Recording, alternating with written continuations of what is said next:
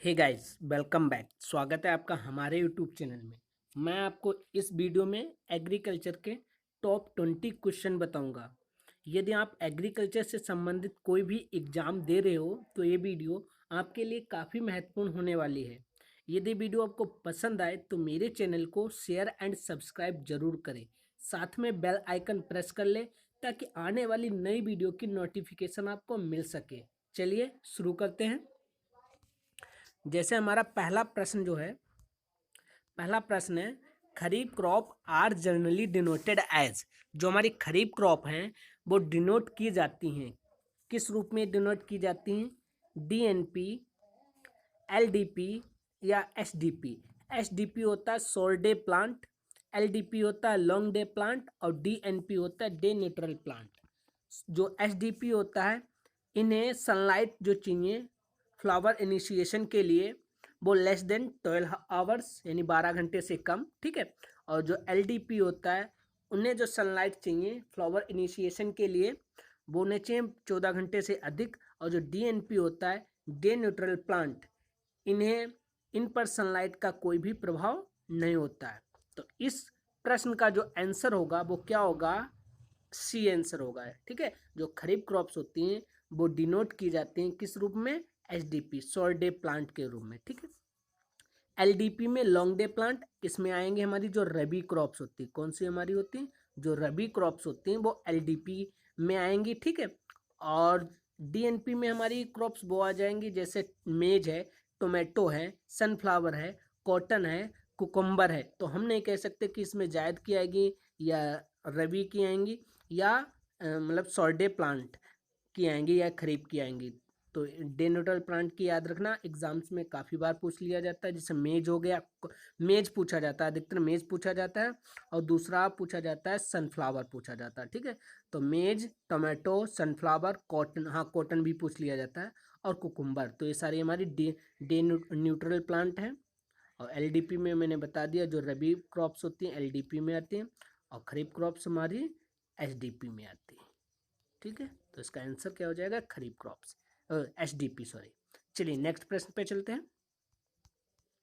Next प्रश्न क्या कह रहा है कि optimum depth of sowing for most field crop. Optimum क्या होता है? एक मिनिमम होता है, देखो तीन होते हैं, मिनिमम, मैक्सिमम और ऑप्टिमम। तो आपको ऑप्टिमम डेप्थ बतानी है कि हम जो फील्ड क्रॉप होते हैं, फील्ड क्रॉप आप जनरली कह सकते हो जैसे पी, राइस, व्हीट, ठीक है। ये सारी हमारी किस में आ जाएंगी?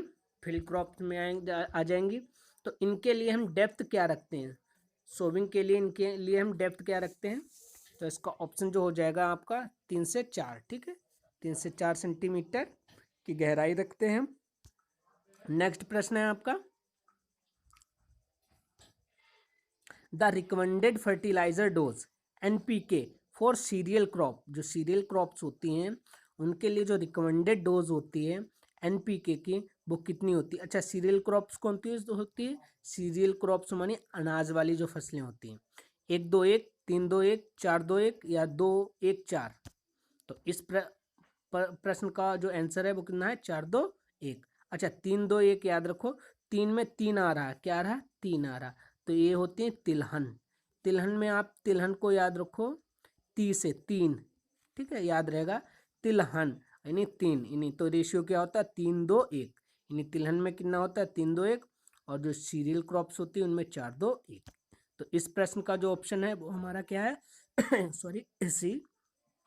चलिए नेक्स्ट प्रश्न पे चलते हैं। C4 प्लांट हमारे कौन से होते हैं? एक C4 प्लांट होते हैं, एक C3 प्लांट होते हैं, और एक हमारे होते हैं कैम प्लांट होते हैं। तो आपको बताना है कि C4 प्लांट्स इसमें से कौन सा ऑप्शन है? पी माने मटर होता है, मिलेट्स हम कह सकते हो बाजरा होता है, सीसल होता है, और कैकुटस का कह सकते हो, कैकुटस नागफनी होता है, ठीक है। और ये जो सीसल होता है ये फाइबर के काम में आता है। इसका जो पौधा है वो फाइबर के काम में यानी रेशे के काम में आता है, ठीक है। तो इसका जो आंसर हो जाएगा वो क्या हो जाएगा? हमारा मिलेट्स हो जाएगा, यानी बाजरा जो है C4 प्लांट है। चलिए नेक्स्ट क्वेश्चन पे चलते हैं। 4 ऑप्शन, हाँ ये 4 ऑप्शन हो गया। द ऑप्टिमम रेंज, अभी मैंने बताया 3 तरीके के होते हैं, एक मिनिमम होता है, एक मैक्सिमम होता है और ऑप्टिमम होता है। ठीक है, ऑप्टिमम जो बिल्कुल ऑप्टिमम। ठीक है, the optimum range of available soil moisture convenient and effective plugging. Question क्या कहना चाहता है, जो ऑप्टिमम रेंज होती है किस चीज़ की, सॉइल मॉइस्चर की, सॉइल मॉइस्चर मतलब मृदा नमी की, उसके लिए अगर हमें जुताई करना है तो कितनी नमी अच्छी रहेगी, इफेक्टिव रहेगी और कन्वीनियंट रहेगी। ठीक है, तो आपको बताना कि सॉइल मॉइस्चर कितने % होना चाहिए ताकि हमारी जो जुताई हो वो बिल्कुल इफेक्टिव हो और कन्वीनियंट हो। तो ऑप्शन आपको बताना है, तो इसका ऑप्शन हो जाएगा हमारा 35 से 65% नमी जो हो मिट्टी में, तो हमारी जो प्लगिंग होती है, प्लगिंग का मतलब हो जाएगा जुताई करना। ठीक है, चलिए नेक्स्ट क्वेश्चन पे चलते हैं।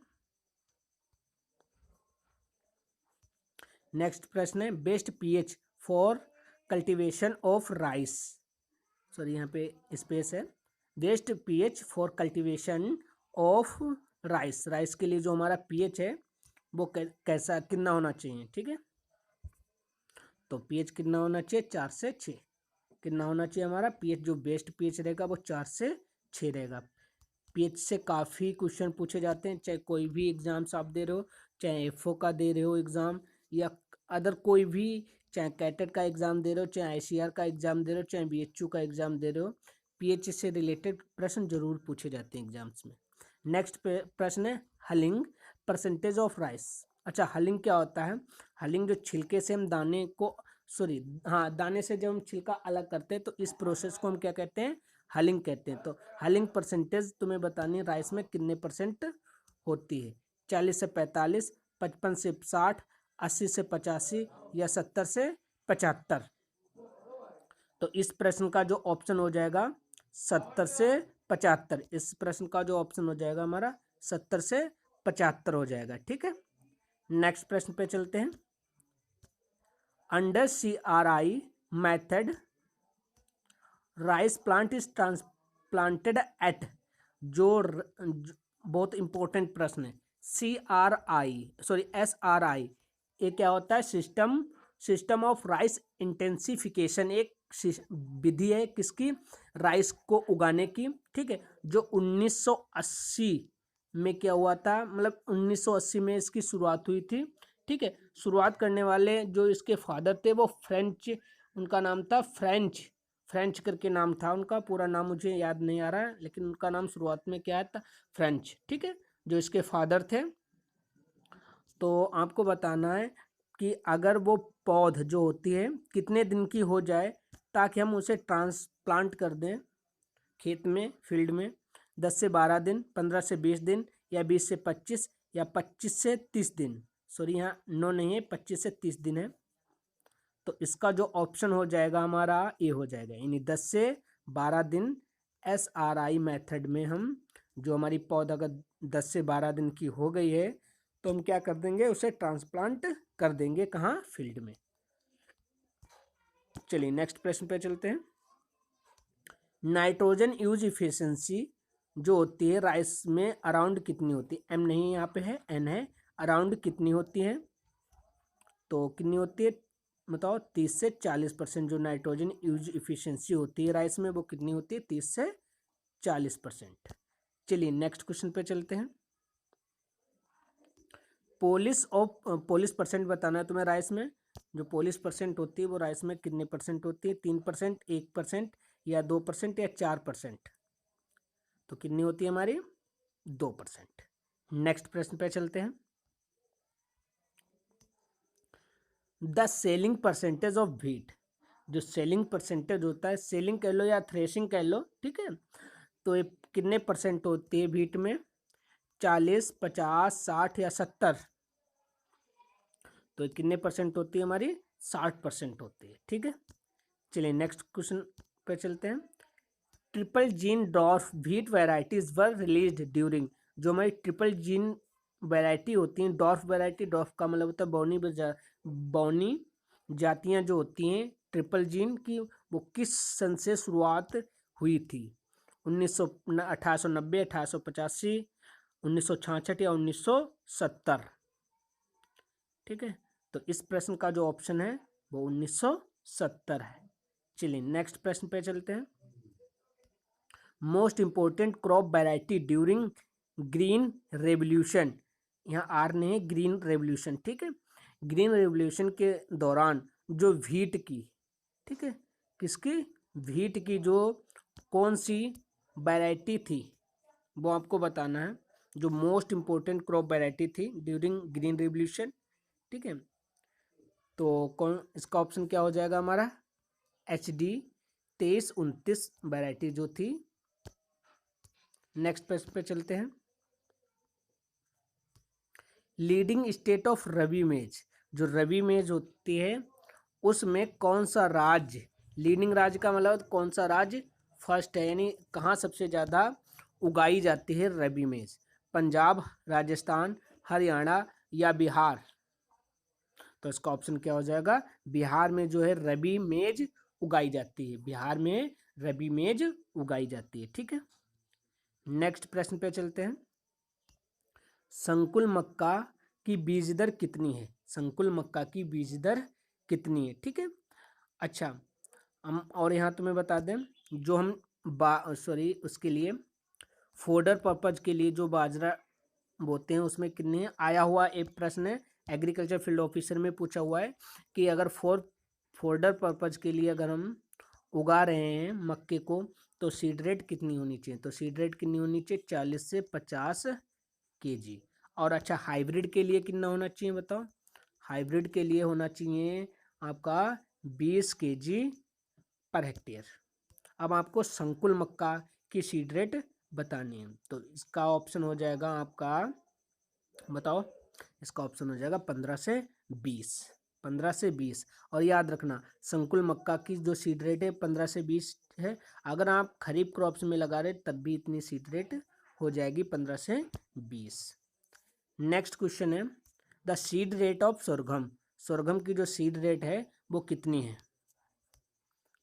12 से 15, 15 से 20 या 20 से 25, बताओ। तो इसका ऑप्शन हो जाएगा हमारा ए, यानी 12 से 15 जो सीड रेट है वो किसकी है, हमारी सोरघम की है। ठीक है, चलिए नेक्स्ट प्रश्न पे चलते हैं।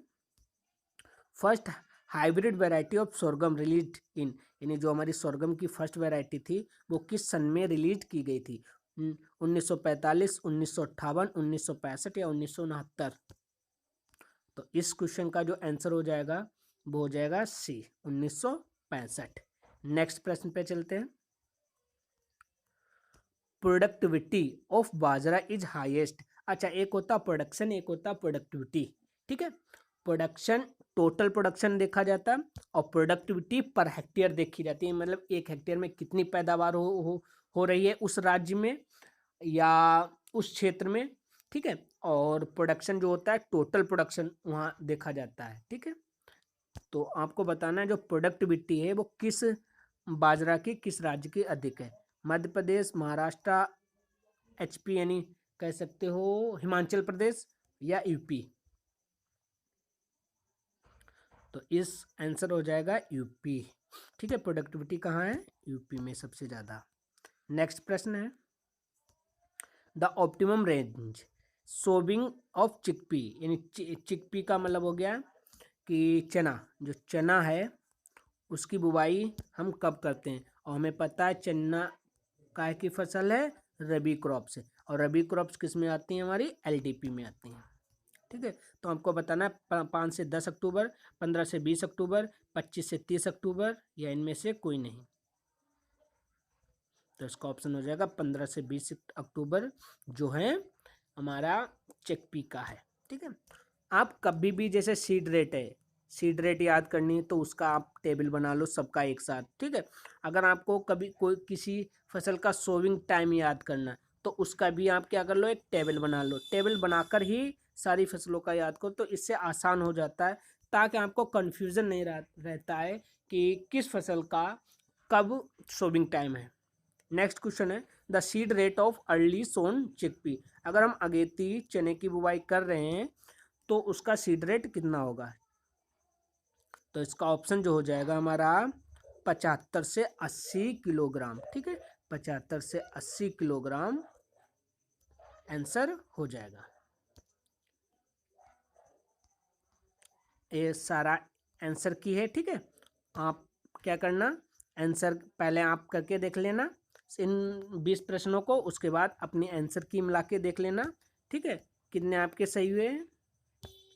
और यदि ये वीडियो आपको पसंद आया हो तो मेरे चैनल को शेयर एंड सब्सक्राइब जरूर करें, और कमेंट बॉक्स में ये ज़रूर बताएं ये वीडियो आपको कैसा लगा।